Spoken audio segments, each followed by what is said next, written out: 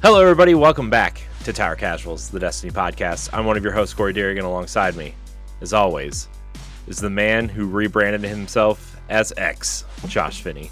Oh my god! Like, just of all the dumb branding decisions that have been made in the last couple of years, I mean, I think back to Meta. What's another notoriously bad? HBO Max going to Max. Mm-hmm.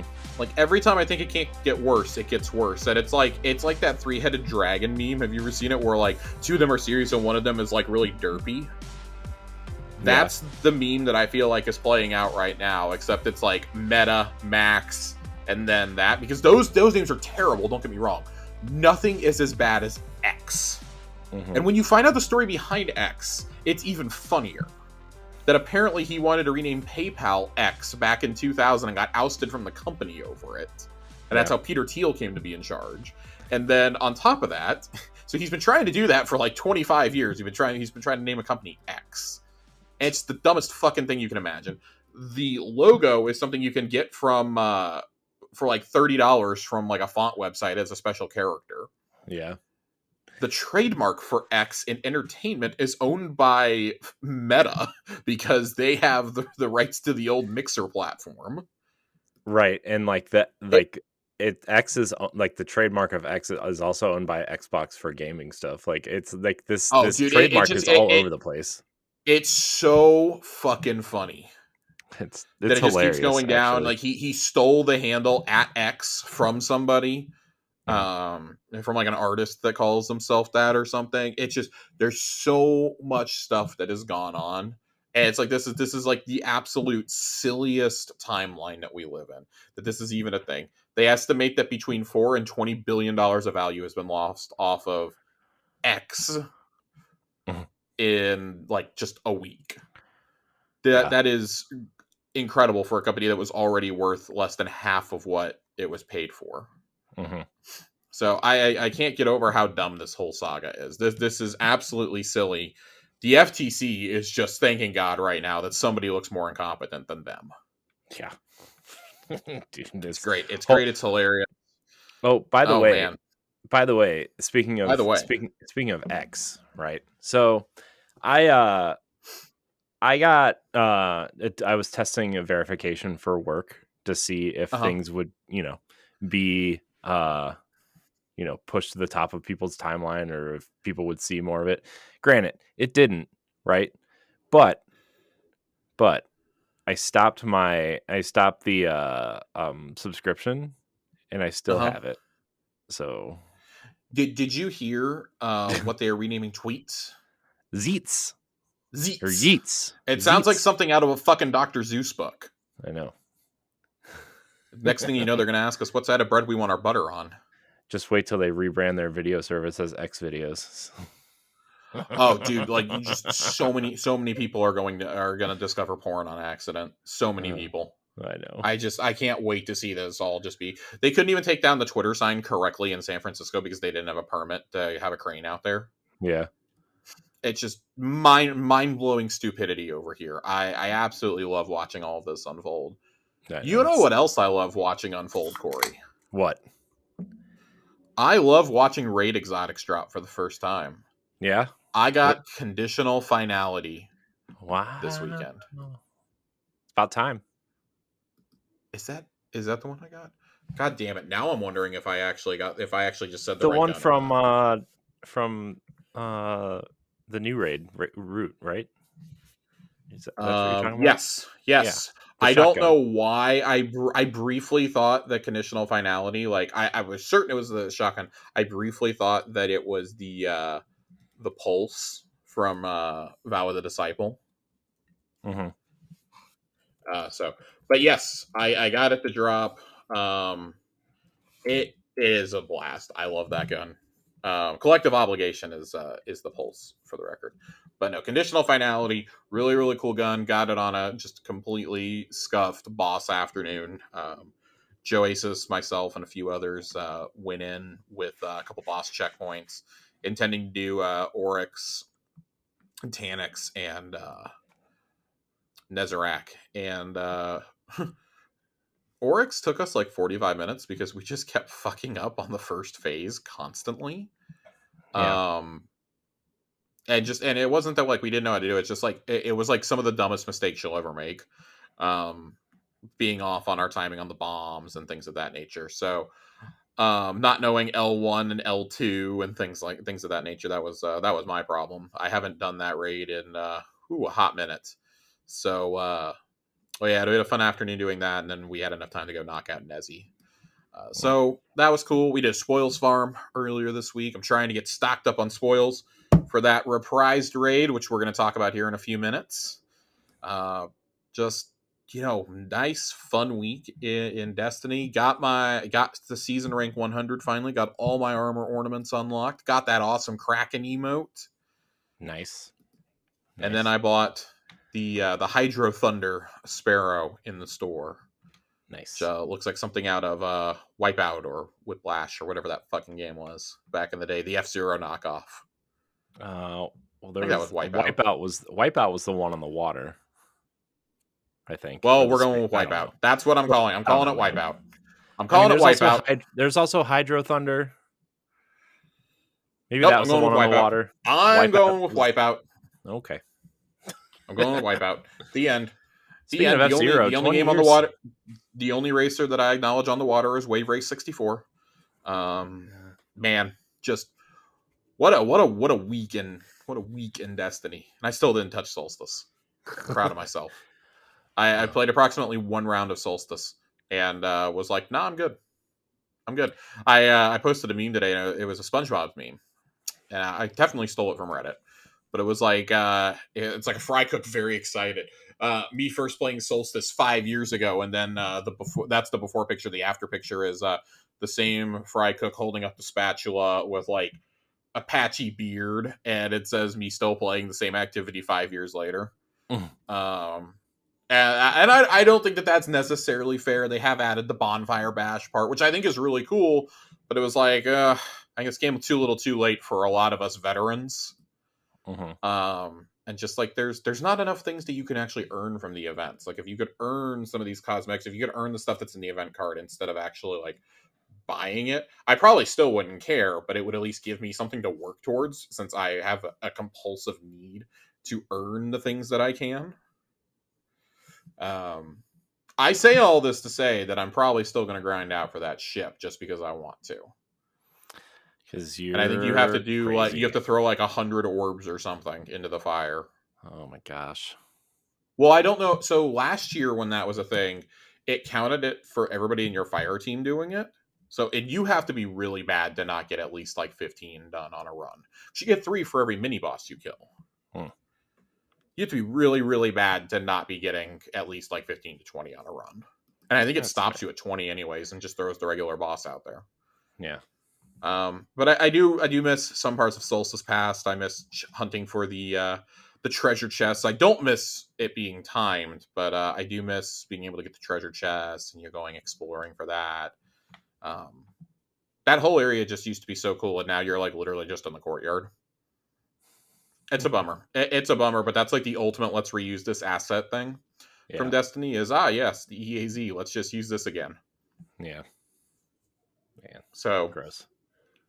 Yep, gross. It's a bummer. But, hey, Solstice being halfway over. As of this recording, Solstice is officially halfway over. Great. What that means. Corey. Yeah. After this episode, we are 3 episodes away from the reveal of the final shape. Yeah. We are only 3 episodes out after this week. We get our first developer insight this week. They promised in the TWID that we are going... I'm still saying TWAB. In the TWAB, they promised that we are going to see a couple more of those. I think the exact words they used were a few more of those. For me, a few is 3 or more. So we're definitely getting them on Wednesdays for the next couple weeks as far as I'm concerned. Very excited to see what happens there.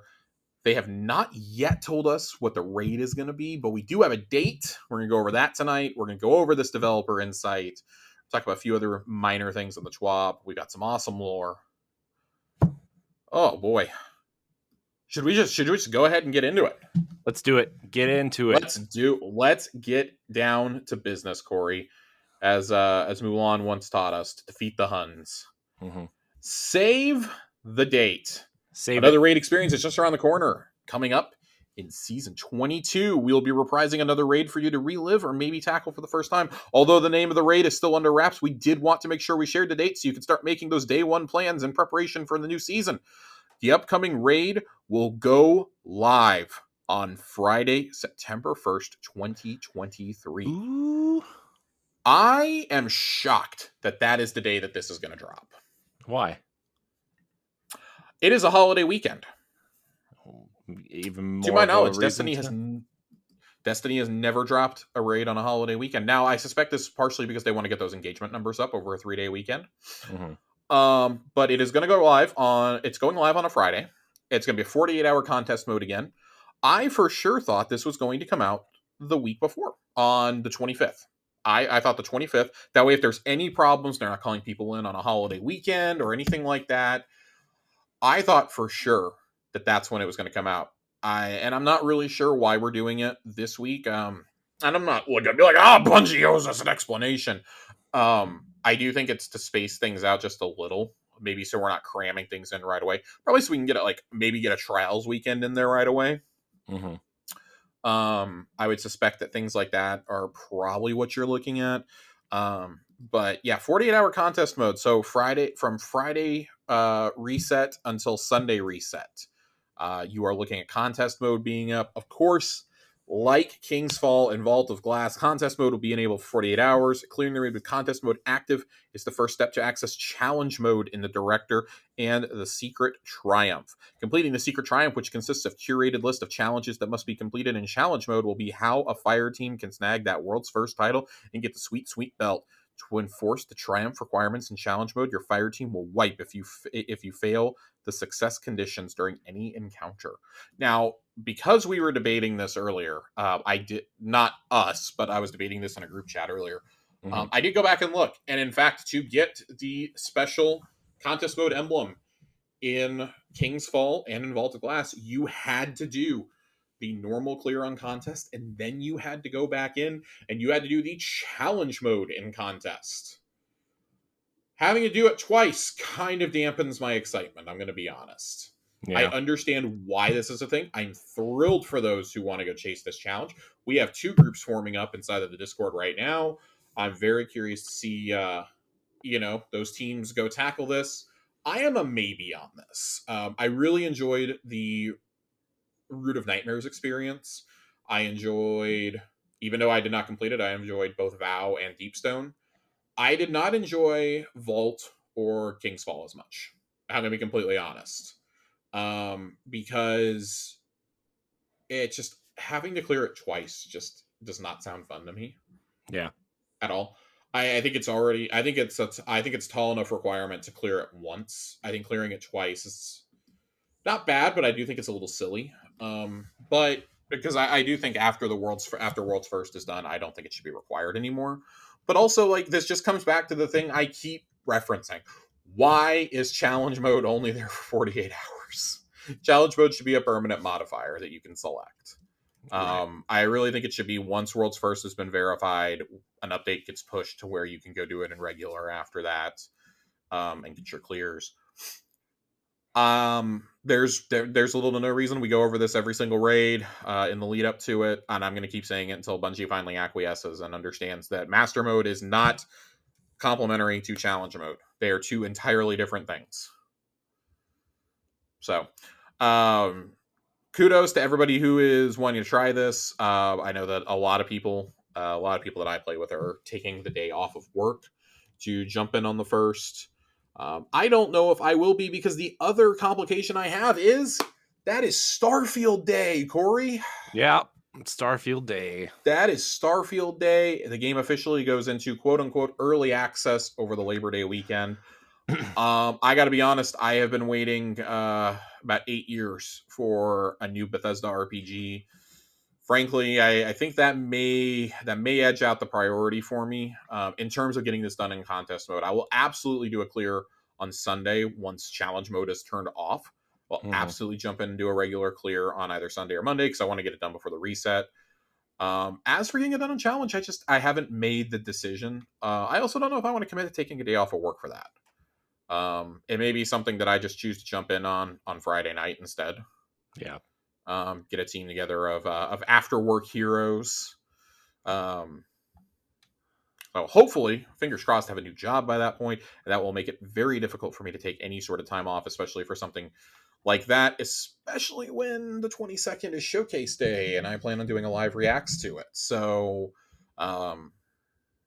you guys can look forward to that on the 22nd. I got to make sure that he's going to be able to be there, but I believe right now the lineup is myself, Nerd, and A1 Johnny are going to live react to the Final Shape Showcase. As soon as it ends, we're going to record our thoughts and get them posted for you guys, just like we have for the last couple of showcases.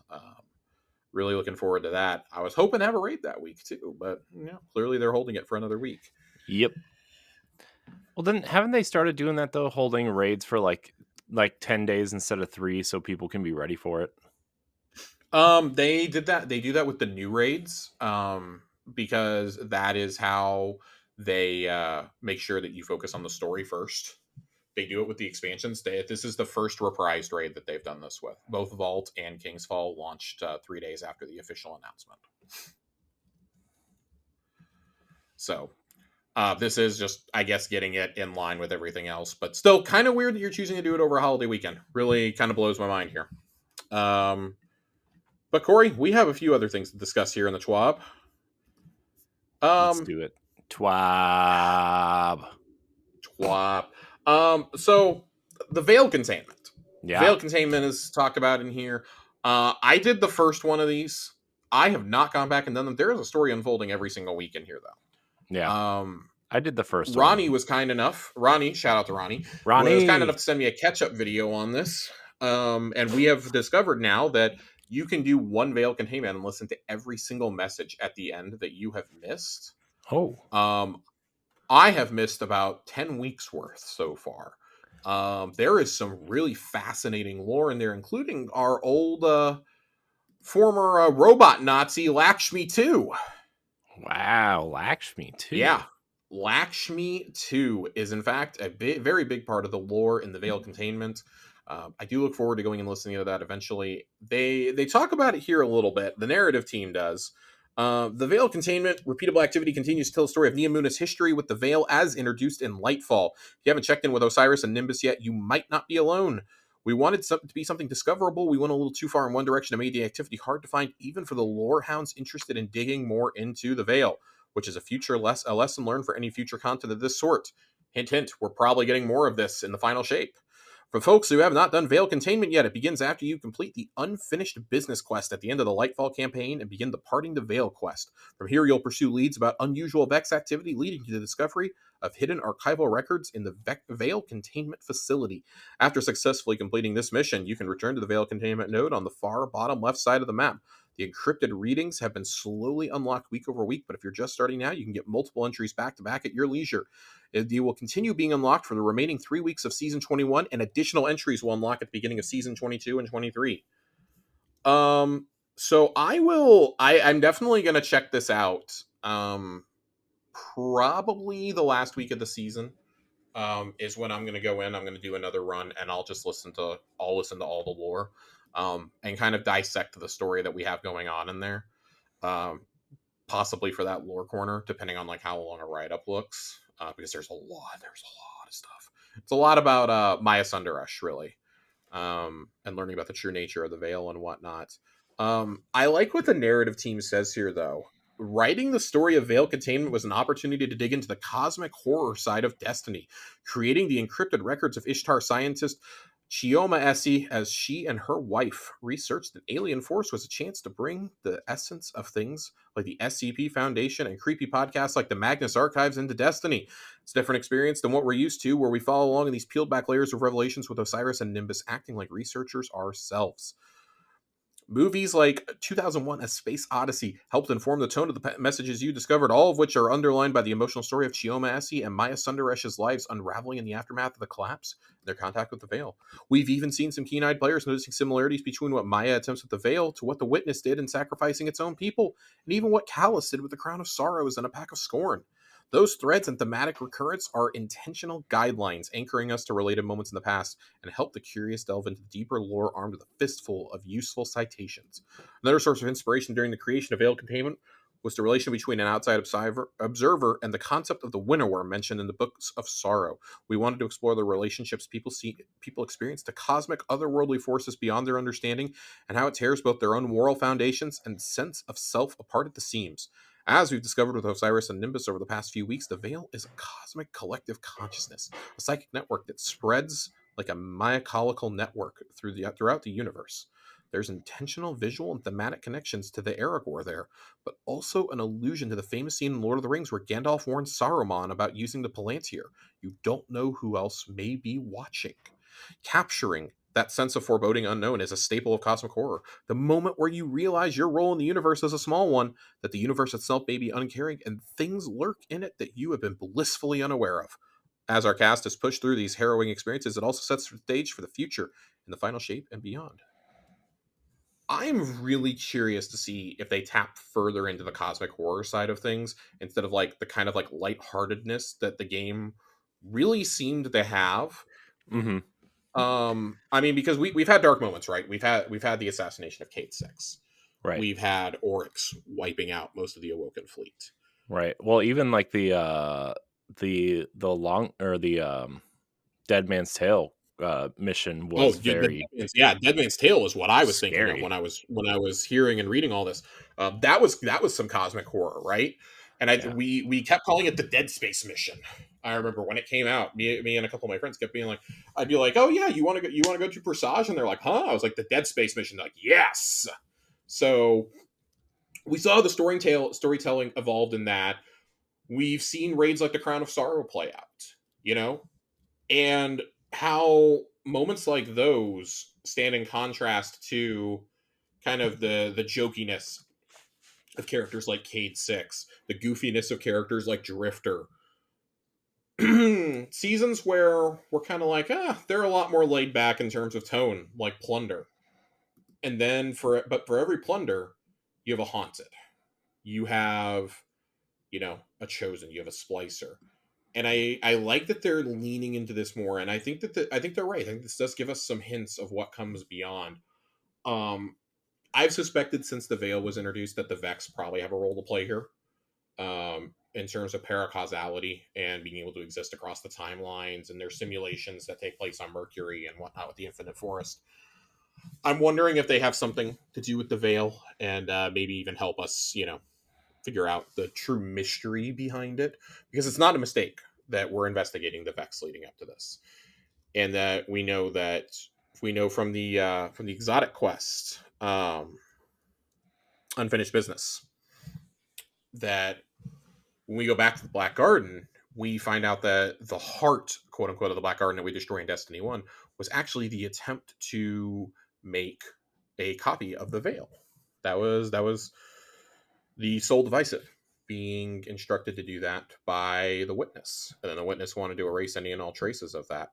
So I think it's really foreboding, though. Comparing this to a Palantir is a really bold storytelling move, because even the Palantirs, if you've ever read The Lord of the Rings, you really only there was only communication between that one, the one in the Land of Mordor, and the one in the White Tower of Minas Tirith. And that one is the one that Denethor looks through and sees the ruin that's coming to Middle-earth and this and that. That's why he doesn't want to fight against Sauron. But it's also the one that Aragorn uses later on as a distraction. He uses it as a distraction, and he's like, hey, yo, remember this sword? It's been reforged. Don't know what you're thinking about here. Pippin learns firsthand why you shouldn't look into it. That's how Sauron finds out that a hobbit has the ring. He suspects that Pippin has it. And it ends up being a diversion to allow Frodo to get into Mordor. But all that being said, if there's something like that somebody's watching through the Veil, who or what is that? Is that something that's going to come into play in Final Shape, or is that helping set the stage for what's next? And there's a lot of different routes you can take here, but I really would like for them to tap into that sense of foreboding and dread. We have 2 seasons left, for God's sake. Right. We got 2 seasons left going into it. And I think there's some foreboding and some dread in the way that Deep plays out. Yeah. With the underwater sections. and with Xivu Wrath being a key part of this, Xivu Wrath and Kel'Garath being a big part of the narrative, the secret mission, of course, going into that underwater pyramid. That's that's a whole thing. That's a whole trial concocted by Xivu Wrath for us to overcome. And of course, as you go further and further into the Depths of Kraken Mare, the enemies get stronger and harder and weirder. Mm-hmm. I'm very curious to see what role this takes. Like, if you're gonna tell me that there's gonna be cosmic horror, you can't say those words and then not deliver. And I understand that we're dealing with a T-rated game, but that doesn't mean you can't tap into those elements, at least thematically. And I'm not saying like, oh, I need jump scares or things like that, but there are ways to do cosmic horror without having to do that. We've seen that, in exploring the terrestrial complex in Destiny 1. We've seen it exploring the catacombs on the moon. Mm-hmm. The mission where oh god, what was it was when in the Taken King, when we have to sneak into Crota's funeral and steal some of the essence and then escape through the tunnels of the moon. You had things like that, and there were some things in Shadowkeep like that also, where you have to, it literally says run when you get the cryptoglyph. Mm-hmm. And there's enemies popping up, and there's no lights, and you have to choose, oh, am I going to pull out my light and look, or am I just going to run? There are, and we've talked already about Presage. There's so many different elements of that, and it almost always involves the Hive. I'm curious to see if we can do it without having to involve the Hive and the Scorn. Can we tell a compelling cosmic horror story? Because hearing 2001: A Space Odyssey really does make you think of that, because that's how. Am I gonna? What evil robots am I gonna have to fight this time? Clovis Bray kind of taps into that feeling for me. Mm-hmm. So I'm curious to see what form it takes, because Clovis' story isn't over yet. I think we all know that after he tried to take over Rasputin. So, just kind of wrapping up those thoughts. Corey, do you have anything else to add on that end? I mean, nothing that you didn't say. I mean, I think the story needs to be, even if it doesn't explore like the cosmic horror stuff, like it needs to start being more serious than it has been, because this is the end. This is the moment, right? It's like our Guardians of the Galaxy moment is over. This is like Infinity War Endgame type stuff, like as much as I'm excited to see Cade back and like Drifter crack a joke or something, right? Like these next two seasons need to be, Infinity War if the final shape's going to be in game. So, I mean, that's my opinion. Yeah, I think that I think that I agree with you there. The story needs to start getting a little bit more serious. And I think they took the turn this season. It's just we got 6 weeks of story, but really only about like 3 of those actually mattered, and that's the 1st, the 5th, and the 6th. Mm-hmm. The others were just kind of like filler weeks, and like filler weeks are fine, but you have so much story to tell. I can't help but feel that maybe even the first Veil containment mission should have been a part of the seasonal narrative, possibly. Mm-hmm. Because I'm going to tell you right now, I don't think that the Veil containment missions are like 100% necessary for you to understand what's going on. I think it helps shed some light on Neomuna and on the Veil itself and whatnot. But really, now after having witnessed the cutscene for this season, after witnessing the Witness's origin, now it's like, oh, now I probably should go back and do these so I understand the Veil a little bit more. And I mean, I guess, because I've listened to a couple of them, it's like, okay, there are some revelations happening in here, and I want to listen to all of them to make absolutely certain of what's going on. But if it was that important, I can't help but feel that it would be more front and center. Yeah. It'd be getting crammed down our throats a little bit more. Otherwise, this is the kind of stuff that would be pretty well suited for lore books. Like, I hate that we get these, we get all this dialogue spoken, and there's really no way to go back and reference it again. And I understand that, like, it costs a lot of money, and it costs contractors dollars and things like that to go and make these cutscenes. But stuff like this probably should be getting played out in cutscenes. We should probably be seeing more of this and not just hearing it. And I'm not saying that, like, oh, everything needs to be a cutscene. I know that it's just not possible. We've all seen the memes of, oh, well, better go do a couple of fetch quests real fast and then listen to people talk in the helm for 10 minutes. And like the reality is like that has been explained in the Yeah. past, right? That's been explained by some of the animators who work at Bungie and at other studios, saying, well, that's actually a lot cheaper for us to do than commissioning whole ass cutscenes. Yeah. And if it was all lore books, people would be just as mad, because that used to be the complaint, right? Yeah. And I think this all ties into, we need an evolution of the storytelling. And I'm really hoping that we get that in the next few weeks, because they do say they have a few more developer blogs for us between now and then. I'm really hoping one of those is either from the narrative team, or that they spend a pretty good amount of time with the narrative team during this reveal, because I want to know, how are you going to evolve seasons? Because it just can't continue on like it is, and like the little bit of story we're getting. Like, don't get me wrong, I enjoyed Defiance, but I want to know how the death of Amanda actually pushes the narrative forward, because it doesn't feel like it does to me. It feels like it raises the stakes a little bit for the people who live in the tower, but I don't feel a connection to that character at all. Mm-hmm. Yeah. With Cade, and it feels like, oh, we're trying to recapture how you felt about Cade. We felt that way about Cade because we'd had Cade at the forefront for 3 expansions at that point. Yeah. He was the Vanguard liaison. We really only started getting Zavala after they killed Cade off. Yeah. And even that, it took a while to play out. We really didn't start getting a focus on Zavala until the year of Shadowkeep. Yeah. What was it? Season of the Worthy is really the first season I felt like we got a good amount of Zavala content, as bad as that season was. And, then he's trying to lead the Exodus and Arrivals, and it goes on. And Zavala's really been one of the driving forces through seasons. We've seen so many other characters get their moments in seasons, though, that it's like, okay, I need to see an evolution of this, though, because we can't just have these important moments play out in seasons and then they'll never be seen again. We can't do all this character development and then all of a sudden, like 5 years later, decide, oh, this person hasn't been seen by the casual player in like 4 or 5 years. Better make sure they know they still exist. Like Hawthorne, what has Hawthorne done for the common player since the end of the Red War? If you came in and played clan engrams. If you have come in and played since the launch of Beyond Light, what has Hawthorne personally meant to you in the story? Nothing. And I really don't think she's been a part of it since then, has she? Like even a little bit, or even a cameo in a cutscene. No, she hasn't. But I guess the point I'm making is, at least if you played the Red War, you understood she had a story. Right. Now it's just, why the fuck are you even here? Right. It was like the old, like how the old faction vendors used to be. We had them for faction rallies twice, and then they were never used again. And then they had to come out with a way to write them out of the story. And Hawthorne's had some stuff in the lore, sure, but she's kind of like the planetary vendors. You're like, oh well, who's this fucking Devrim guy? Why is this computer talking to me on Nessus? Why are these things happening?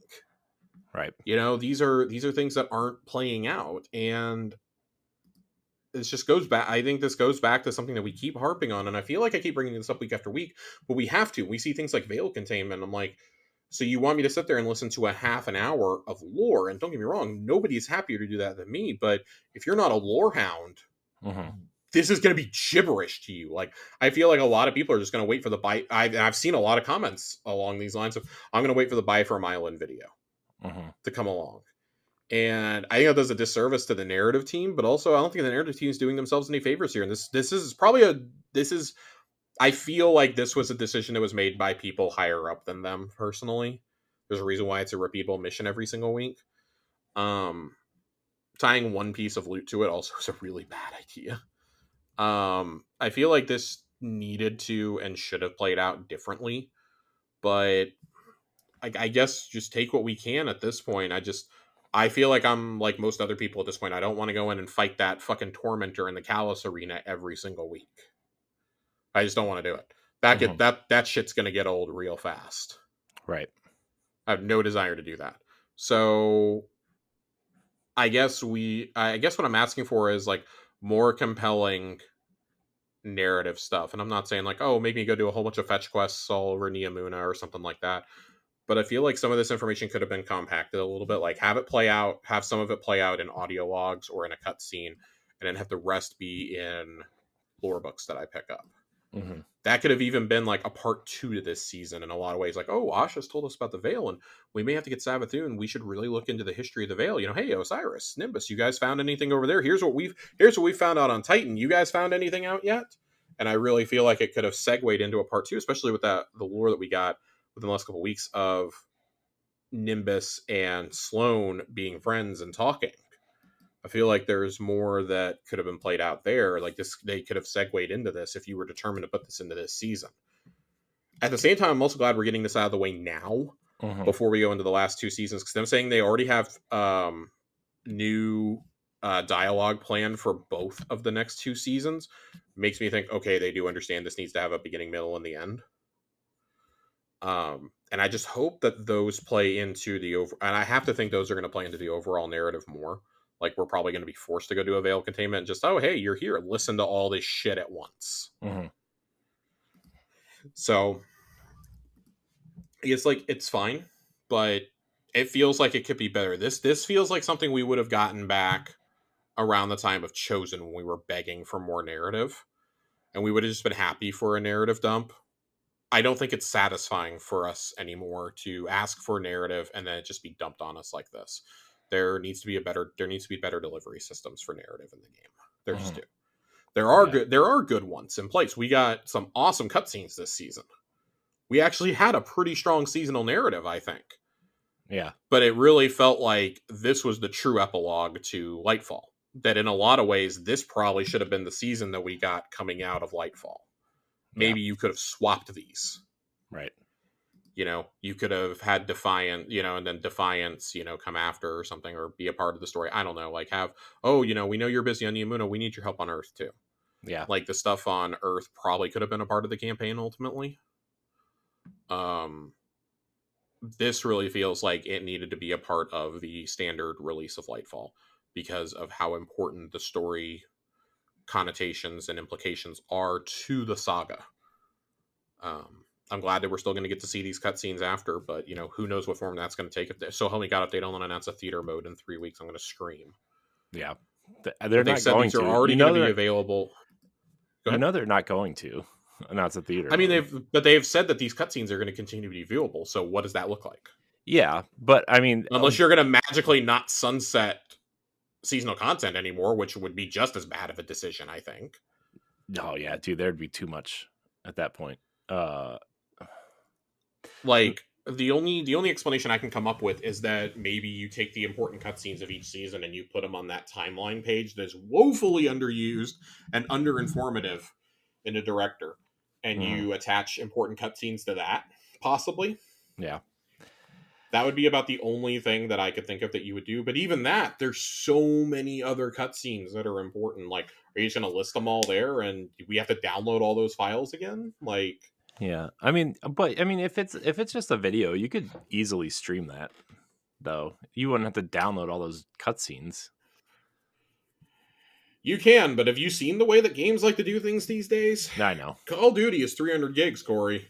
Trust me, they're gonna make me download shit. Yeah. This is the old Halo engine we're talking about. Oh no! Can we get a new engine? I mean, even if we did, you're risking losing what makes Destiny Destiny at that point, unfortunately. We're going to move on, though. We're going to move on. I'm going to stop by complaining about the seasonal activities. Go do Veil. It sounds like a hoot. No. Yes, it sounds like a hoot. Go do it. We're actually going to skip around a little bit because the next part of the TWAB is recapping the... it's talking about Warden's Law, and, you know, I'm gonna let you guys read that yourselves a lot. It's really talking about the philosophy behind Warden's Law and the new archetype. But this developer insight. Oh man, Corey, I got really excited reading this when it came out yesterday. I was extremely excited about this. This is just great. I do not mean that sarcastically. I'm very excited for this. Changes to ritual rewards. Starting in Season 22, we'll be making some changes to post-match rewards for ritual activities, Strikes, Crucible, and Gambit. Through examination of player feedback, we know the cadence of drops for recently added weapons in these activities is sometimes inconsistent. Yeah, I never get them in Strikes or Gambit. I get drowned in Crucible. I'm so fucking tired of seeing Autumn win, buddy. No, you're not. We all want to play with the new toys when they're available, and that's what we're aiming for with these improvements. Starting with Season 22, players will be more likely to receive ritual engrams upon completion of activities within ritual playlists. And rather than having to wait for the next season, new ritual weapons will be available to be focused on their respective vendors starting as soon as they are added to the game. Thank God. Thank God, because I really don't want to go play Cruise. I don't want to go play a whole bunch of Gambit trying to get a certain gun to drop just so that I can go and focus engrams. I know that was a big point of concern the season that Trust came out. People got one Trust to drop in like 2 resets. That's just wild to me. So you can now go focus them right away, and some of these rewards sound pretty interesting. I'm pretty excited to play with some of these. The Season 22 weapon rewards are as follows. Crucible is getting Unending Tempest as a stasis submachine gun. Strikes getting Luna Regolith III as a solar sniper. Gambit, the Quazaphin 5 Void machine gun. Nightfalls are getting Warden's Law returning. It's the Kinetic 2 burst hand cannon. And the Astelnex 4 solar precision bow. Iron Banner is getting Guiding Sight as a Strand Scout Rifle. Very excited for that one. Strand Scout Rifle.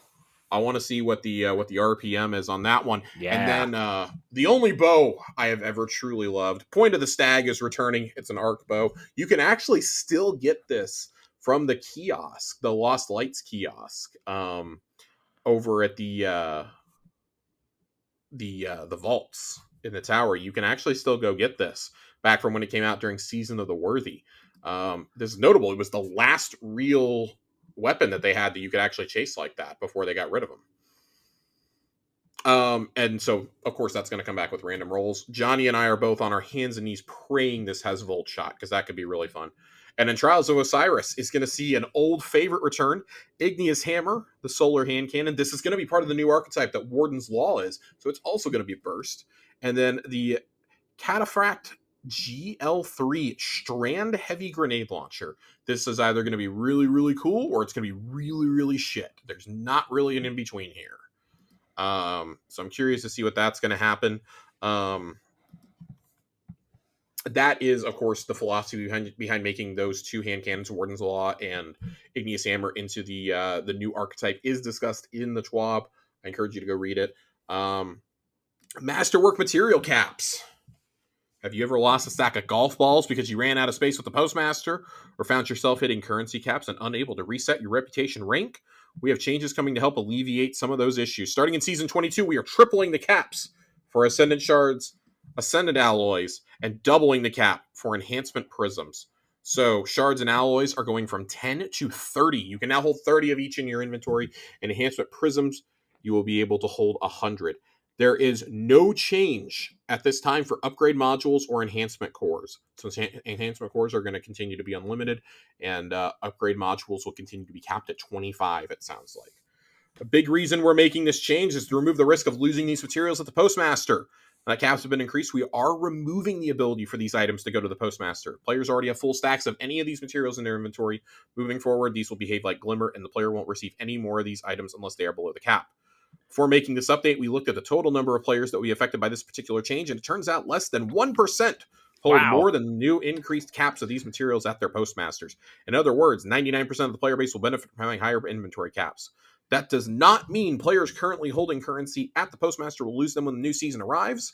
When the new currency drops, won't be going to the postmaster anymore. Let's make one thing crystal clear. Ascendant Shards, Alloys, and Enhancement Prisms currently at their postmaster will remain in the postmaster until they are claimed. Yeah. The changes announced today are a precursor to some larger economy changes we will reveal in the near future. I suspect this is one of the future articles, or it's part of the showcase. Our goal is to keep Destiny 2's economy in a healthy state and avoid any possibility of currency inflation. That's the reason we regularly examine storage limits and costs, adjusting them in some cases like we did in early 2023, like with Iron Banner, Trials, Crucible, and Gambit. Overall, I really like how this sounds. I am part of the 1% who has more than this. I'm completely okay. Josh is the 1%. Everybody, clap Josh it up. 1%. Clap it up. I am the 1%. There are a few people in the Discord who are not particularly thrilled about this, but guys, you're going to be able to ultimately hold 60 of Yeah. each. Yeah. If you just keep your postmaster completely full. I don't see this as a big deal. I don't remember who it was. I want to say it was Damage who was kind of talking about this, saying that most high end players, probably have all. It was either Damage or it was Fallout or somebody. I feel it was somebody that I like who was talking about this, who was saying I don't really see a huge problem with this because most people who play religiously and play all the time have their armor totally masterworked, and we've Yeah. just been sitting on these like forever. I do agree that if you're trying to masterwork a piece of exotic armor, that can get a little out of hand. And hey, you're going to be able to hold 30 of these bad boys now. You're not going to have to decide, oh shit, I only have 10. Do I really want to spend 3 on one piece of armor? Right. You're going to be able to just keep proceeding as normal. My question is, does this mean that I can now, when I go to claim like prisms or shards or something, does that mean that it'll just turn to glimmer when I try to get it out of a rewards track like at Crucible to reset my rank? Because that's one of the greatest annoyances, is having to pick a piece of armor to randomly masterwork in order to be able to reset my ranks. I really, really hate that. Yeah. You wouldn't. You can store that stuff in your vault, right? I mean, would that? No, you cannot. You can't. Okay. No, you cannot store in your vault. Because then they would be saying we're limiting you to 30 per stack. Yeah. You cannot store these in your vault. No. Okay. I didn't think you could, but I thought maybe at one point you could store inventory in there at some point, but no, I don't believe you've ever been able to store golf balls, crafting golf balls, or prisms in your postmaster or in your vault. Excuse me. It was actually Ascendant Nomad who said what I was saying. This is a good start as long as this does not accompany a rise in the cost of anything. Triple feels plenty for the game we have right now, since most of us have dialed in our builds and the armor we want or need. I fully agree with that. I'm interested to see what they ultimately do here. I really hope that this doesn't lead to an increase in cost. Again, they seem to be self-aware of that here. But with us using golf balls more than ever before to, get exotics from Rahul and random rolls and things like that, this is a really, really healthy change, I think. And they're also more accessible than ever. I feel like we get handed golf balls all the time now. yeah. Whether it be through the season pass, through leveling up our vendors for the first time in a season. There's tons that you can get right there. There's probably 5 or 6 you can get right there. Yeah. And that's not counting, if they drop from, doing various levels of nightfalls and seasonal activities and whatnot. There's several in the past usually. I think this is a good change. Yeah. Crafting balls still need to drop from another location or two, I think. But I saw some people bemoaning, why couldn't this have happened? Why couldn't we have had this cap when we had some of the activities last year? I want to say specifically it was the Nightmare Containment on the Leviathan, that if you did the tier 3, it was pretty much guaranteed to give you a crafting ball every time. Like, why couldn't we have gotten this then? Right. And been stocked up just, like, forever? Right. And I have to admit that I empathize with that belief right there, with that feeling. But overall, this is a good, healthy change, I think. I don't think anything's going to change too drastically. And that's good. It's good that we're not going to change too drastically here. But it's a good, healthy change at the same time. Any thoughts on economy changes here, Corey? No, I mean, I think they sound pretty positive for the most part. So nothing any different, we'll say. The other thing that is not mentioned in the article, Dead Man's Tale will be added to the loot pool for the exotic mission rotator when Presage is available. So also make Dead Man's Tale craftable. So get those crafting pants on because it's about to go down for DMT lovers. Because you can craft it or grab it from the exotic mission rotator, this scout rifle will not be a part of Xur's wear in Season 22, but it'll always be a part of our hearts. Very curious to see if there's new roles for Dead Man's. If there is, I'm going to have to go grind this so that I can craft Dead Man's, because very, very interested to see what the crafted perks on this are. Yeah. Trials of Osiris map voting. You can choose Cathedral of Dusk, Vostok, or Anomaly.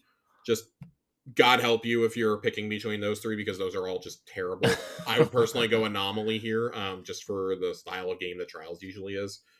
I would prefer to play on Anomaly. It'll also make the matches go a lot quicker. Yeah. Cathedral of Dusk fucking sucks. Whoever wanted that map back, I hope you step on a Lego in the middle of the night or something. Just I don't know what else. I hope you do that. I hope you have like a random hair that you step on and it hurts like hell to get out of the bottom of your foot.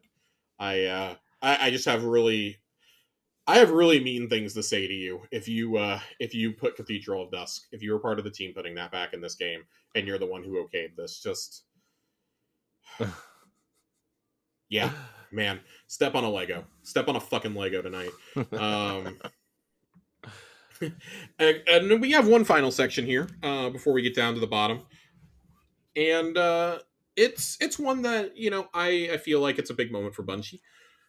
Accessibility at Bungie is proud to share that we have won our first ever accessibility award thanks to the wonderful organization Games for Change. Games for Change is a leader in amplifying voices and driving positive and impactful evolution in the gaming industry, and we could not be more honored and humbled by the recognition awarded to our team.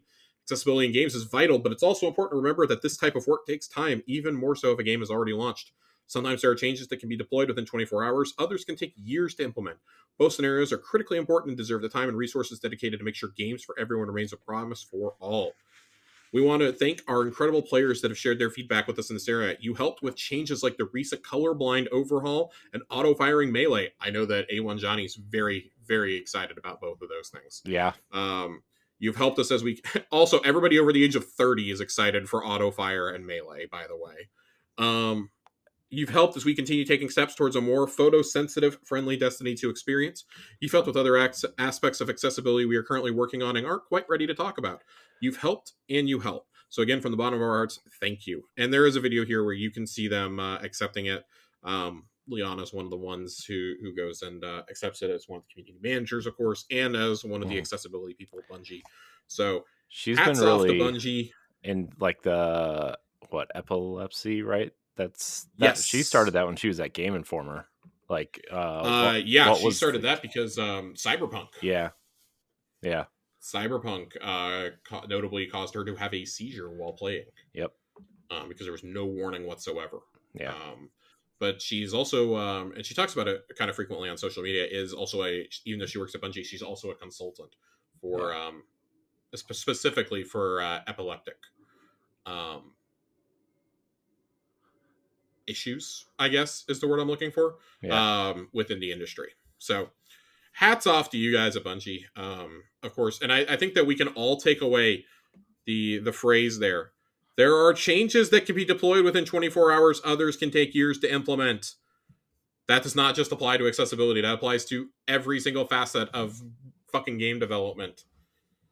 I'm reminded once again to say things like that because there's been a lot of discourse going on about the Armored Core 6 previews in the last 36 hours. And let me tell you, there are people trying to say that game does not look good, that it looks terrible. From Software did a terrible job with it. And let me tell you something, those people are fucking clowns. That particular YouTube channel is fucking clowns. That game looks awesome. If you've ever played a FromSoft game, that game could be pixelated and it'll still probably be Game of the Year. Let's be honest. Yeah. So you're a fucking clown if you think that switching engines. Data was tapping the sign again. The game engine discourse, because they were like, well, if they would have just switched to Unreal 5, it would have been better. Like, no, that's not how any of this works. Right. Guys. And then, asserting that, things are just held together by duct tape, it seems. Like, yeah, have you ever talked to anybody about game development? Everything's held together by metaphorical duct tape. There's people who've been in the industry for 15 years who specifically work on game engines who can't explain what it is that they are. So don't think that you, as a random-ass YouTuber who's 23 years old, can explain it either. Right. It's just, God, that fucking makes my blood boil. It makes my blood absolutely boil. There is some truly cursed art of the week in here, by the way.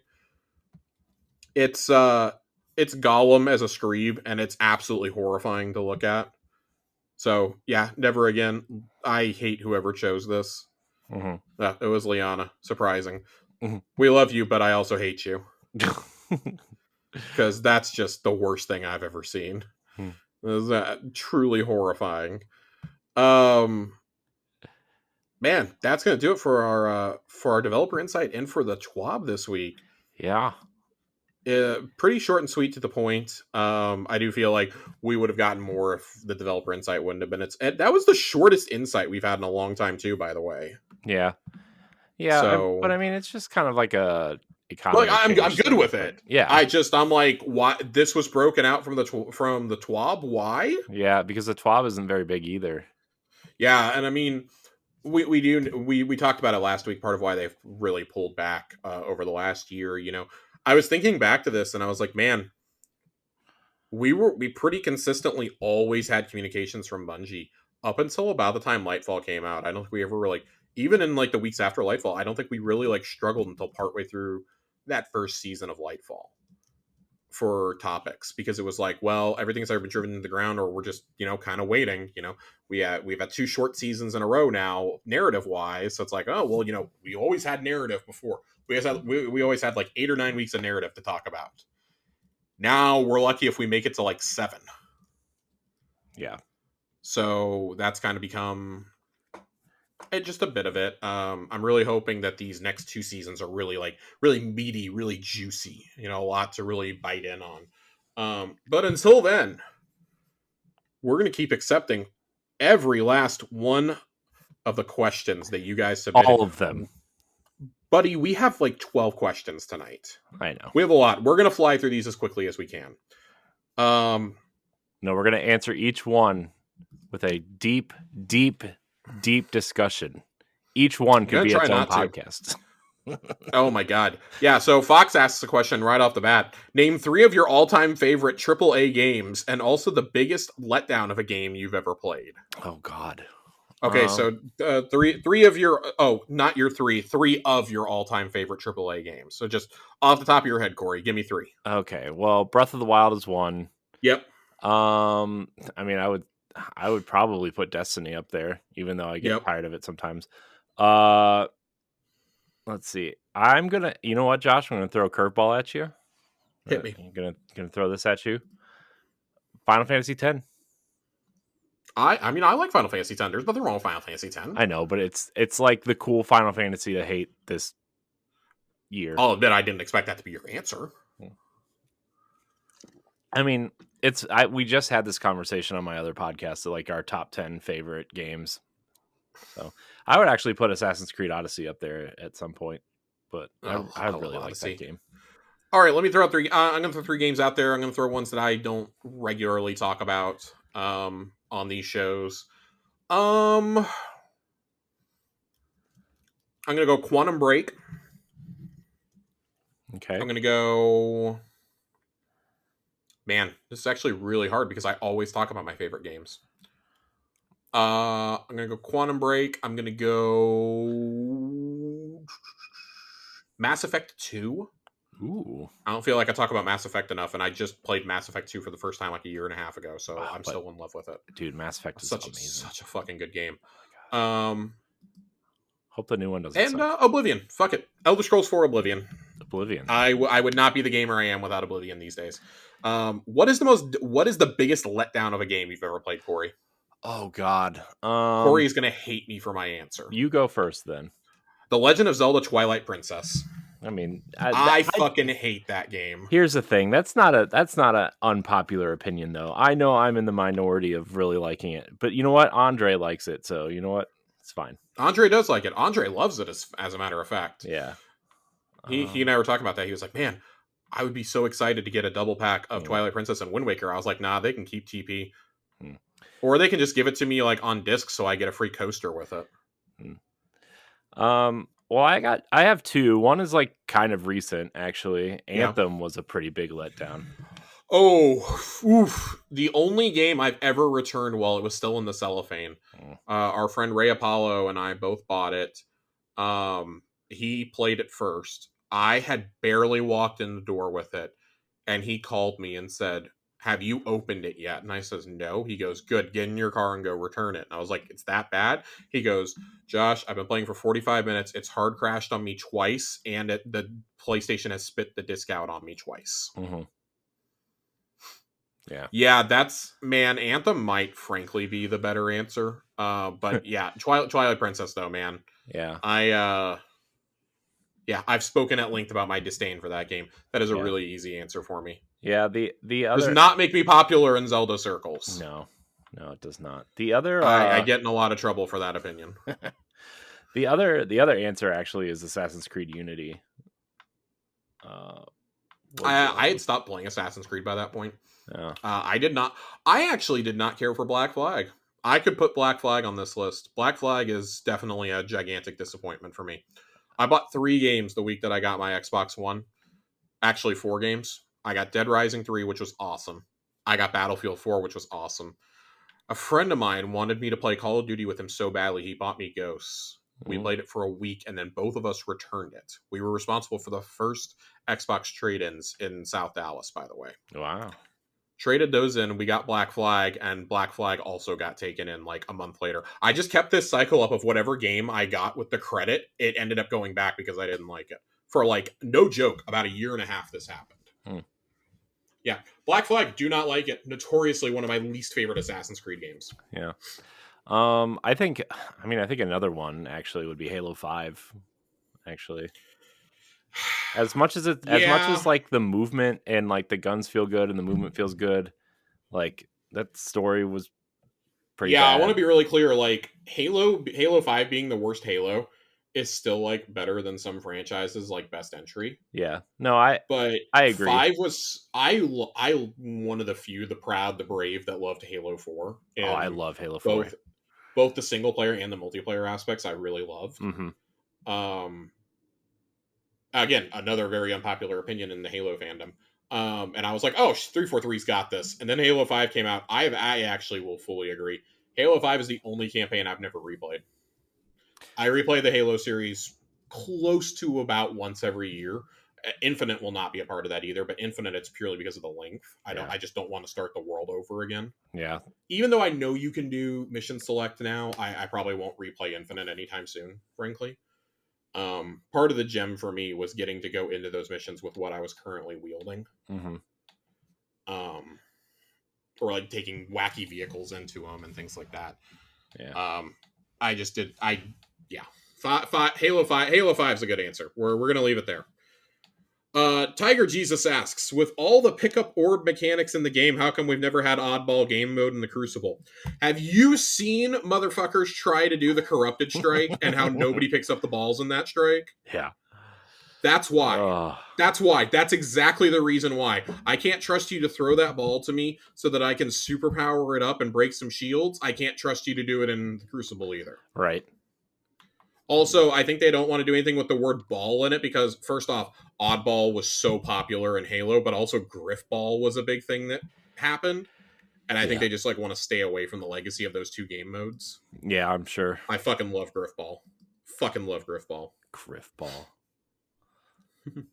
Jiggly Panda asks, if you could bring back any armor set from Destiny 1 that is not from a raid, what would it be? Wait, what was the question you cut out? Sorry. What was this? If you could bring any armor set from Destiny 1 back that is not from a raid, what would it be? Oh, God. I mean, they already have one. I know. They already brought back the Iron Banner set that I like. I don't know if I really have one because the ones I would want are from, I mean, the Wrath of the Machine set is awesome. I don't know. I'm going to be real. I just want my exotic Dead Orbit cloak. That's really all I want. Yeah. The exotic cloaks were cool, or the exotic, class item was cool. Also, Josh, I'm gonna piss a lot of people off here. Okay, Twilight Garrison. God, please go away. I'm just kidding. I don't really care about Twilight Garrison. I just know a lot of people. You people, get out. You children. You children's. I would say though, I really liked the Rise of Iron armor too that was on fire. Oh yeah, I really enjoyed that armor. I thought that was really cool. Yeah, I forgot about the Rise of Iron armor set. Even though I just said I forgot about it as well. Yeah. I thought that was a really cool set. Yeah, it's pretty cool. There were some like really basic hunter sets that I don't know, I didn't really like buy into. Yeah. Just I think that we've gotten I see people ask all the time for the old armor sets to come back, and I'm like, I feel like we've evolved so far past that armor by now. Mm-hmm. And I mean the most famous answer, of course, is always going to be the Taken armor. Mm-hmm. Which fine, I'd be okay with that.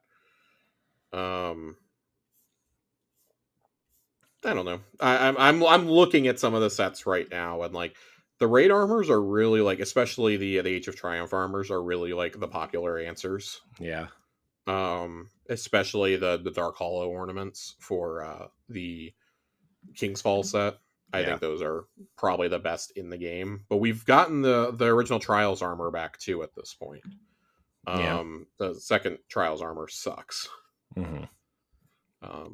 So, I mean, I think you've kind of gotten like most of the best stuff back already, with the exception of those ornaments. I do suspect that once we get all 4 raids in, that they may give us the Age of Triumph ornaments again.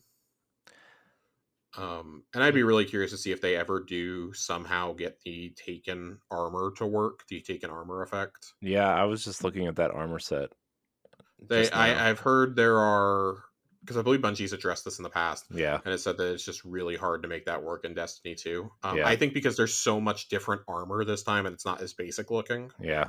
I think that would be part of it. It would have to be its own thing within Yeah. Transmog. Like, you would just have to pick that set, and that's it.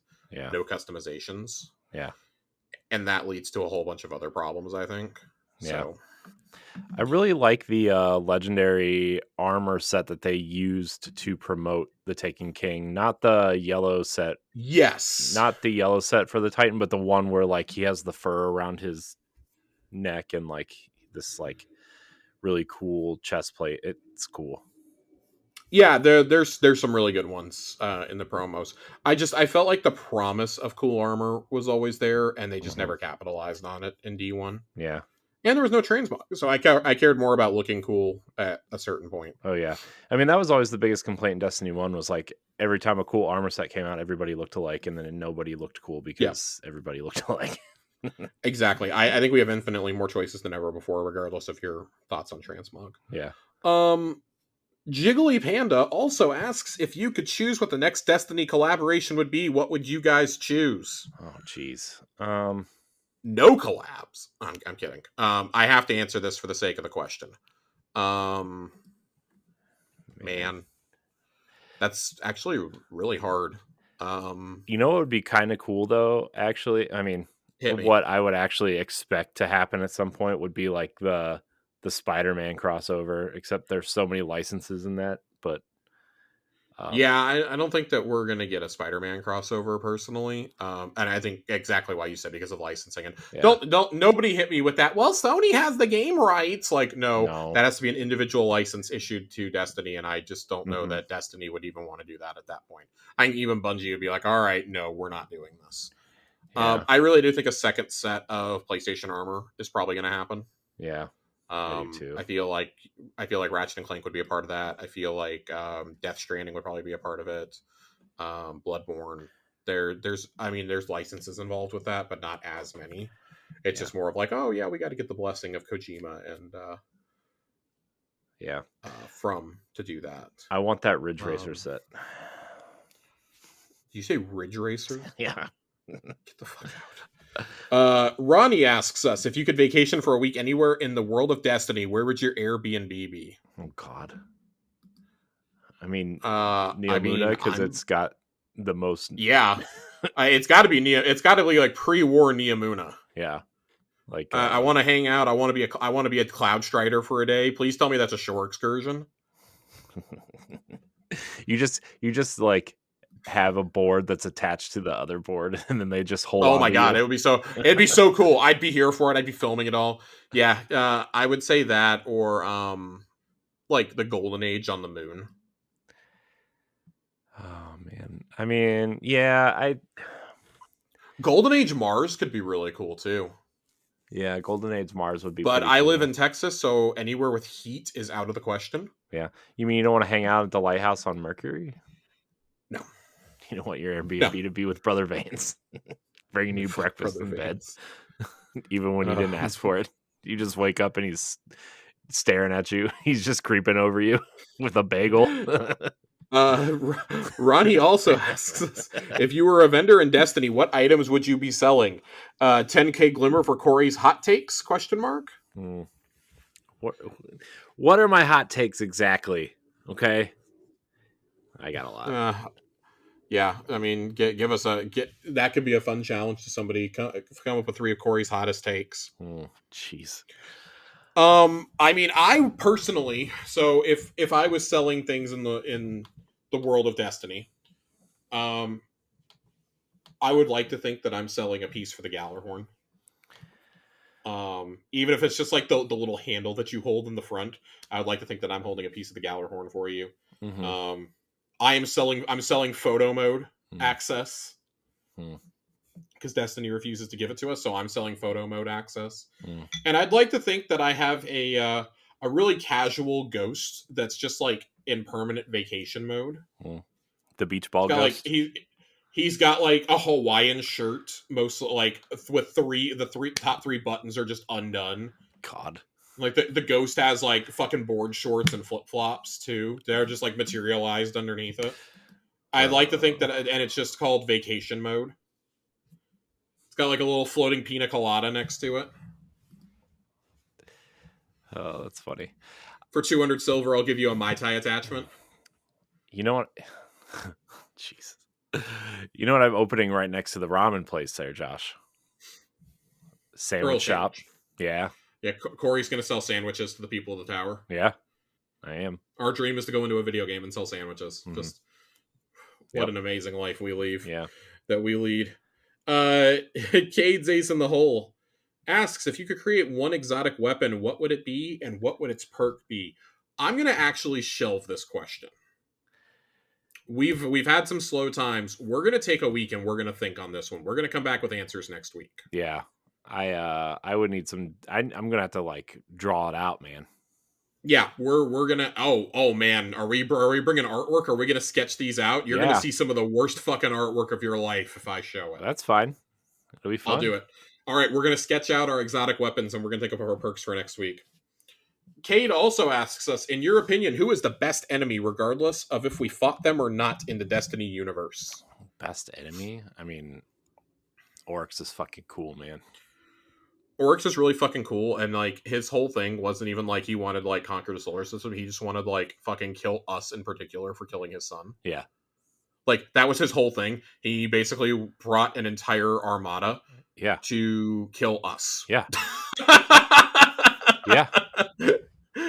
And I would say now he's resting on the bottom of Titan, and we're gonna prevented his resurrection twice. Jesus. I would go with Oryx. I think Oryx is Oryx and Crota were just hilarious as early big enemies for Destiny because they really should have been so much bigger as gods, but instead we just like bitch slapped them around a little bit and killed them. Yeah, we ran in circles around totems to kill Oryx for God's sake. Yeah, I mean, also like I feel like Crota especially is so much more important to the lore of Destiny than like the Dark Below made it seem, because that era of Destiny was so bad.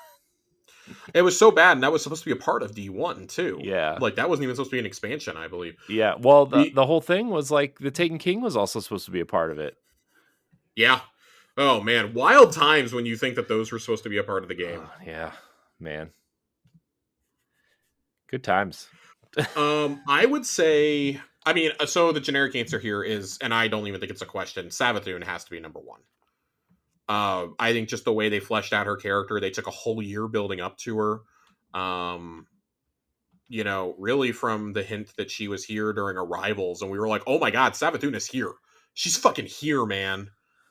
And it was directly at the time that the Black Fleet was appearing, and we were like, oh my god, she's got to be working with them, right?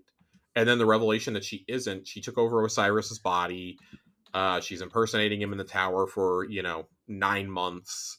And then we spend 6 months trying to get Osiris's body back, and then we have to take her down in the Witch Queen, and we're still not done with her. Like, her story still isn't over.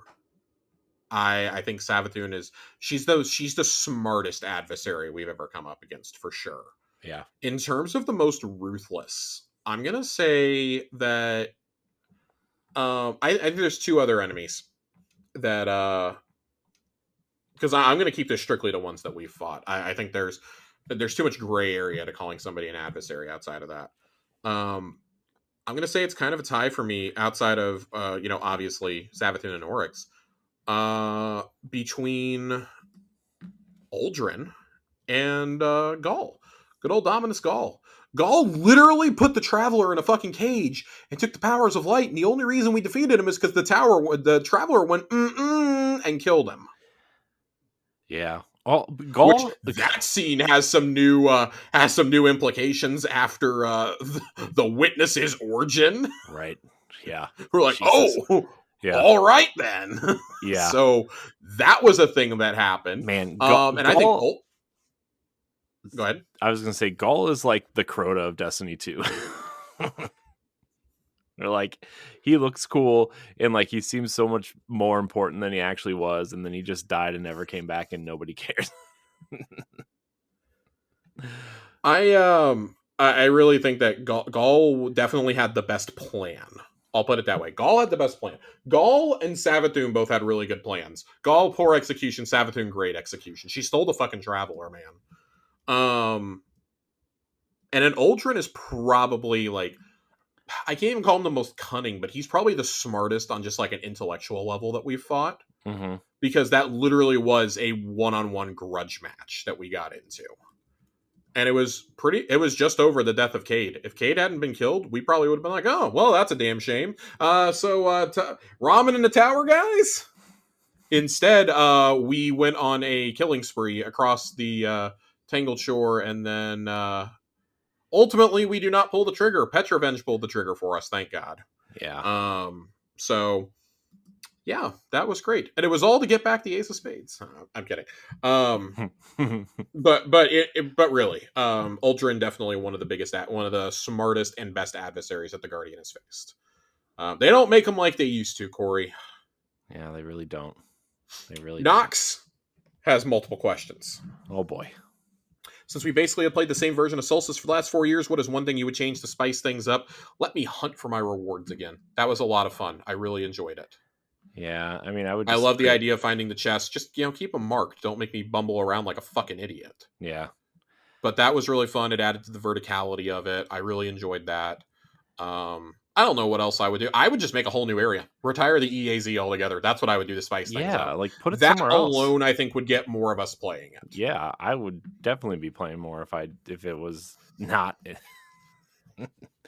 Just put it somewhere else and add something interesting, like a new kind of mechanic, and whatever. I man, Solstice is not my thing. Yeah. I would also add more rewards. I'm tired of saying this. Nox also asks, I might have asked you guys before, but it would be interesting to see if your opinions have changed. What weapon would best benefit from having a new archetype added? Ooh. So I would have said heavy grenade launchers, but we got wave frames of those. Yeah. And that would have been my answer. I would actually love to see a new fusion rifle. I know that we have quote unquote rapid frames. I would actually love to see one that actually fires like pew pew pew pew pew. I actually think that would be really funny. Like it fires like a heavy blaster instead almost. I think that could be a really fun archetype to play around with, even if it's an exotic. I think that could be really fun. I would also say I'd like a trace rifle that shakes things up, but I just don't know how you do different archetypes for a trace rifle. Right. One that intermittently shoots the bubble, so I don't have to keep like clicking and re-clicking the trigger when I'm trying to do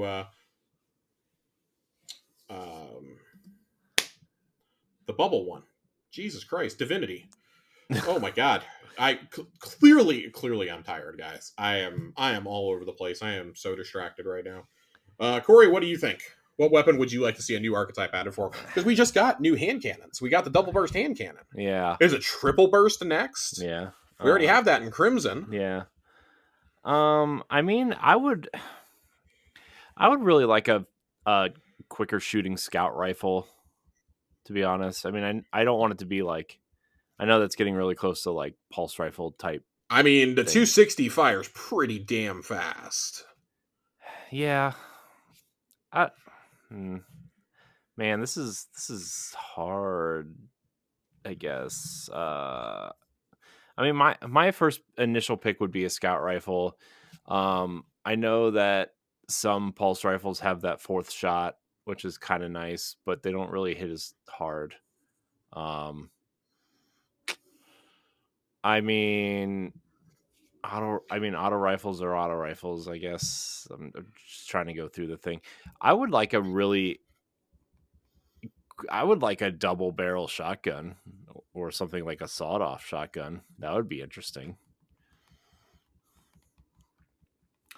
Yeah, I feel like sawed off shotties. I mean, that's basically a slug. So Yeah. I don't know. But I mean, if you had like a double barreled, that would be kind of interesting. I'd like to see more heavy shotguns if we're gonna do anything with shotties. Yeah. Just give me an exotic shotty called the Big Daddy. Oh God. Let's do it. Do it.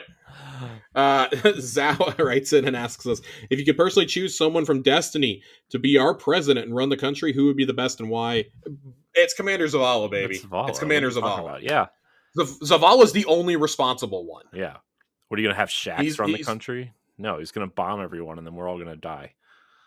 Yeah, I don't trust anyone else. Nobody else has the temperament to be a leader. There's a reason why Zavala's the undisputed leader of the Vanguard. Yeah. Zavala, baby. Zavala 2024. Mm-hmm. Yep. Create another game, different genre, but in the Destiny universe. What do you make? Oh, jeez. I'm gonna let you go first, Corey. I think I actually really think a tactics game would be cool. That was gonna be my answer. Yeah. But I feel like that's like the go-to spin-off game now. Is a tactics game. Like Gears had it. I mean, I think if you do it correctly, yeah, it's a good thing. Yeah, I mean, I think if you're looking in like a Gears tactics way, or I guess maybe an XCOM way, like you have your main guardian or your main guardians, right? Like the named NPCs in Destiny, right? Like Shax, Zavala, Ikora, and like you have some sort of tactical way you use all the guardians from the tower, but then like your like scrubs would be like blueberries that you can customize and throw out there and sacrifice them, and that would be fun. But a tactics game would be awesome. Also like a squad based shooter, which is something I always wanted Halo to do, especially with like an ODST style thing. Yeah. So I would really like that as well. I would say a game in the style of Gears Tactics. I'd really like to see, and set it during a different era too. I don't want it set during the present era. I want it during like the Ahamkara War or something. Yeah, or like, or even like the incursions of the Fallen against the city. Like tell the story of a fire team over like 100 years. Mm-hmm. Show Six Fronts and Twilight Gap in it. That would be cool. Like, yeah, that would be really dope. I would actually, in fact, love to see it be Shax's fire team. Yeah. Because you would have Shax, you would have Ana, etc. Yeah, I'd really like to see that one. Yeah. Super cool. Hail Hydra goes, I hope I made it in time. You made it 7 minutes after we hit that record button, buddy. Yeah. What is your favorite holiday event? Well, it used to be Solstice once upon a time. It's not Guardian Games. Remember Crimson Days? I do remember Crimson Days. I didn't like that either.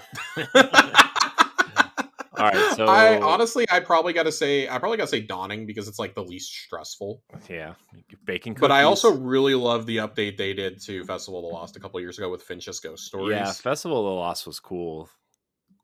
When they changed not Finch's. It's not Finch's. No, Ghost it's Stories. Glint. Yeah. Yeah, Glint's Ghost Story. I keep saying it's Finch's. I'm surprised Finch isn't really a part of this yet. I think that's just really fun. I just wish it was in more Lost Sectors than like 2 of them. Mm-hmm. I think that's a pretty fun and different Yeah. event. That's actually fun though. Yeah. I don't mind doing that. I actually kind of like grabbing the candy. Again, all these events can be more fun. I don't care what I'm doing if you just give me more shit to earn. Right. And then our very last question of the night comes to us from Virtual Massacre. Fists only. Who wins in a fight? Saladin, Shaxx, or Zavala? I'm going Shaxx, baby. Shaxx is going to win if it's fists only. It's got to be Shaxx. Yeah. We know Saladin ain't shit without his axe, and Zavala is going to be too busy describing his tactics. Shaxx is just gonna like yell and start hitting. Yeah. So Shaxx is gonna go full meathead on you. Yeah, Shaxx is hit first, ask questions later. Pretty much. He'll apologize to you down the line, Maybe. but no, he's just gonna beat the shit out of you first off. Yeah. Oh my god, Corey, that was so many questions. I know. We had like 14 of them tonight. It took us a half. I mean, that's good though. I mean, like the TWAB was great. Small, and all these things. It's great. It gets worse because I may have accidentally closed the tab that had our lore on it. Go to history. Oh, I am going to history. Clear out your history. Where is it? Oh, don't want anybody to see your X videos, Josh. Oh yeah, you know me. I got a whole bunch of X videos. This is number X, or not number X. God damn it, number 6. Conviction from the Purpose lore book. It is of course our seasonal lore book. This is the final piece. It's finally been declassified in the API. So I'm really excited to get to read this finally. Xivu Arath's claw wraps around a hiltless, slender Vantabak blade impaled into the spine of a prostrated knight whose own sword clatters to the ground, inches from its grip, defeated. She twists her blade, and the knight's roars echo within the dreadnought. She's taken over the dreadnought. Xivu's will soars to the ascendant plane and crosses the barrier between this world and the next to find communion with the witness. Within a distant hollow, they converse. They resist. The witness's many voices cascade over each other. Like wounded prey, all tire in time. If they do not? Xivu Arath sees the hidden thrust of its question. She knows it doubts her, but does not understand why, no matter the outcome. They stand at the precipice of the final shape. The sword will decide and be forged stronger for it. It is beyond that now. She does not want to fall before the end. She is so close now. She saw her past failures as blood penance, paid for strength. Notches where blades and light met her kapas, where legends given form. But it is not hers to decide, nor the witnesses. The logic is a perfect deterministic sequence of causality built into the experience of conscious existence. None can usurp it. Struggle within the finite is eternal. To deny the blade is heresy. Her sister's words played in her thoughts like fingertips plucking dissonant chords. The witness enters the solace of Xivu's mind, her inner throne, a salt-flat sliver extending eternally into darkness. Armaments of all fashions sleep, partially sheathed between the cracks of a battlefield where there is no place to turn, and from its gaze there is no place to run. They hold the worm. They will pursue her knowledge. The words echo throughout the desolate realm. The final shape remains to be hewn. That I may wield it glorious against the sky. Not as you are, weakened by doubt or defeat. The echoes slither over her mind, but find little purchase. Laughter like screaming fear. I'm not going to do that and freak anybody out. There are people. Do it. No, there's something in my house and I have doors open. Meager victories of no consequence, blurred battles lost within my greater war. No victory is of no consequence. They scheme. War is fed regardless. The sky can grant no passage. That time will soon come to an end. Show her your love, Zero. She is alone again, her blade buried in spent ash. So this is terrifying. Yeah, this is not exactly a bedtime story. No, this is between Zivu and the Witness. Obviously, the Witness says, hey, they're gonna go for Zivu. They're gonna go for Savathun. Savathun kind of knows what's going on here. She kind of knows about the final shape and all this and that because I shared the plans with her, and then she stabbed me in the back, like literally and metaphorically. I'm very curious though. Zivu seems to think that she's going to be a part of this, and hate to tell you, sister. I think you're going to get thrown aside. I don't think the Witness has any need for you, just like he didn't have any need for Callus eventually. Yeah. Callus was a tool to get us to the Veil. Right. Oh man, Callus. And he was still able to establish the connection. Rip Callus. Yeah, rip Callus, first off. But yeah, no, Zivu Arath is very clearly terrified by the Witness. She thinks she alternates between being scared and thinking they're partners. But it's like I kind of imagine that it's similar to like when Aramis hesitated with firing the Warsats and imagined the Witness was standing right behind her. She saw his reflection. Yeah. I think this is kind of something like that. And the reason why you have Zivu laughing, like screaming fear, is she's been mentally broken through eons of serving the Witness. Yeah. Yeah. So we have to remember when we saw Savathun was a schemer, but she'd been free of the Witness's influence for 1,000 years or something. Yeah. However long it's been since the collapse, probably a little bit longer than that, probably closer to like 1,400 years. Yeah. She's been free of his influence since at least then. Probably she made the decision a lot sooner than that, clearly, to hide the veil where she did. Mm-hmm.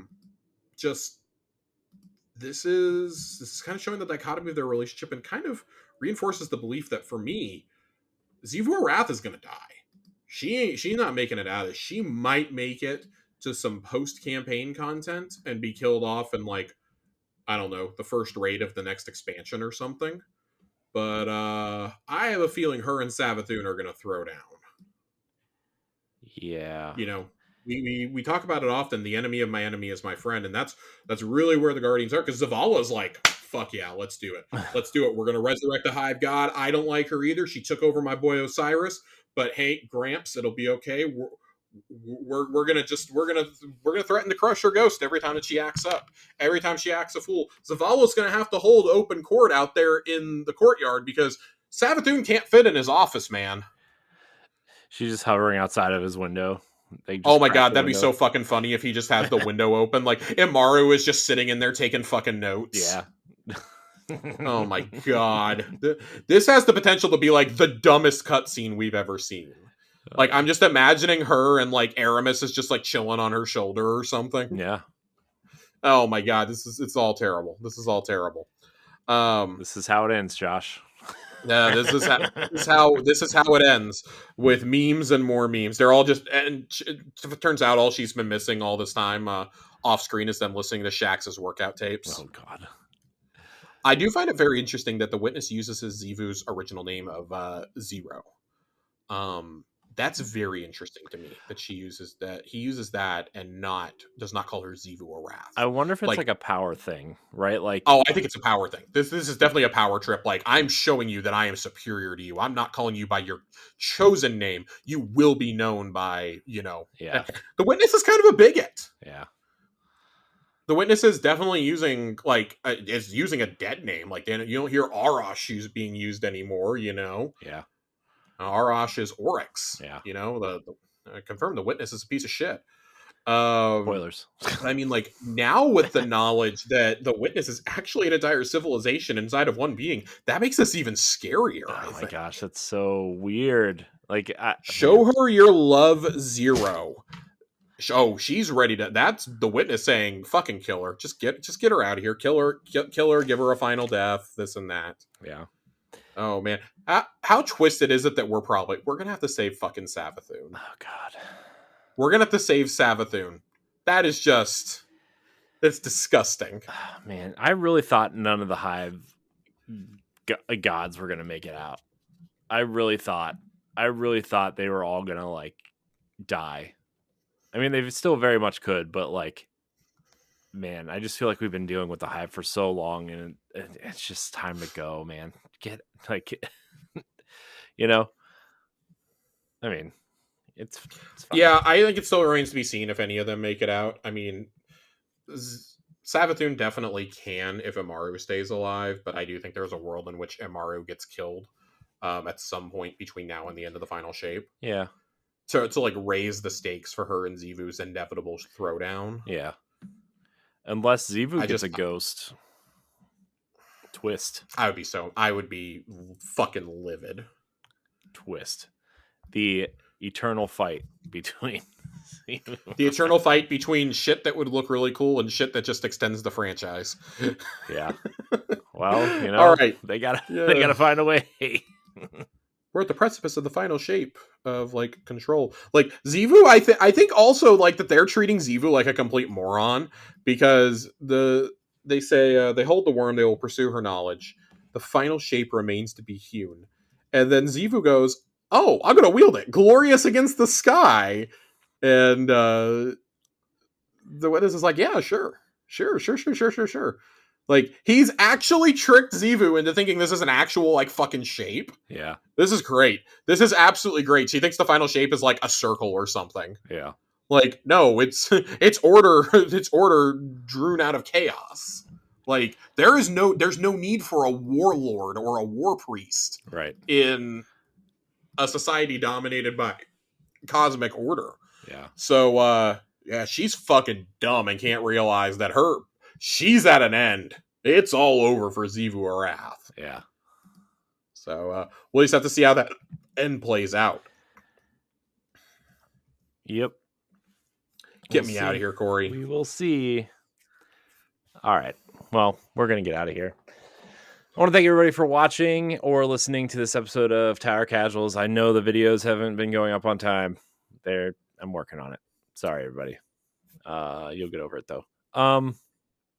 Josh, thank you for your time tonight as well. Where can we find you? You can find me in Discord. You can find me in Discord as Finn. I'm using that way more than I am Twitter or Threads these days. I'm not using a lot of social apps anymore. I pretty much shifted all my conversations to Discord at this point. And I'm happier for it, I think. I'm not seeing nearly as much negativity. So, yeah, I've been trying to, the people who are still on Twitter, I've been trying to connect other places. A lot of people have connected on Discord. I've been using Threads a lot more. It's better than Twitter at this point, but also there's not as many people over there. So I also am on Blue Sky. I guess you can find me there too if you're there, but I don't really use it all that much. But you know, too many places to be, Josh. You just got to pick one. Gotta pick one. Anyways, if you're going to pick one podcast, you should listen to Tower Casuals every Friday. I want to thank everybody for watching and or listening. Until next time, we love you. Goodbye. Bye-bye.